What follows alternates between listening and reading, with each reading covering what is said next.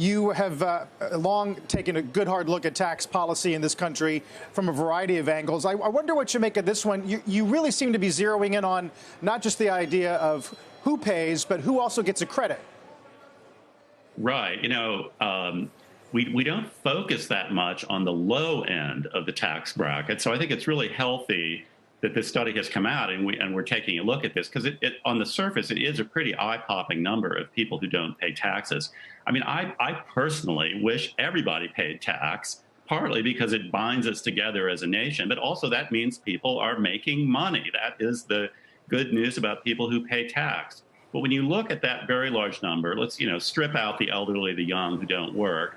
You do have people who have jobs, who make money, but because of these credits, it gets reduced to zero, or in talking about the stimulus, it's less than zero. The government actually pays those credits back to people.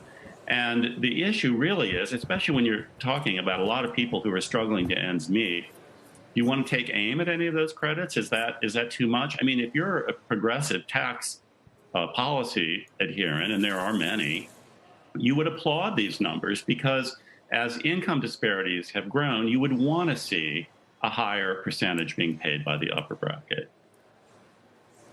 I mean, it's a key point, Jim, especially as we see this child tax credit that's rolling out and hitting people's bank accounts as well. This $3.5 trillion social infrastructure reconciliation-based package that's being debated right now in Congress as well. And I wonder what reports like this will do to those conversations as we have this burgeoning deficit and we do have lawmakers, including some of those moderate lawmakers on the left, who are trying to see how we're going to start to pay for some of this.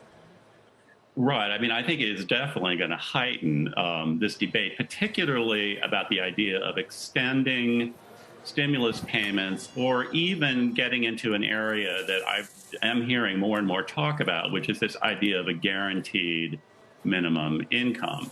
But for the traditional credits, which are basically the child credit, the education credit, the health care premium credit, the earned income credit, I don't hear much debate about that. I mean, those are fostering policies that most people agree with, and they do benefit people who, as I said, are struggling to make ends meet, and they do pay a disproportionate percentage of things like sales tax, which hits them much harder than the wealthy. I think where it's going to be very controversial is with the Biden plan to extend stimulus payments as we are creeping towards, which many progressives favor, a system where the government is beginning to put a floor under people's incomes, this whole idea of a guaranteed income. And I think that raises both practical issues and very important philosophical issues about the role of government in our economy.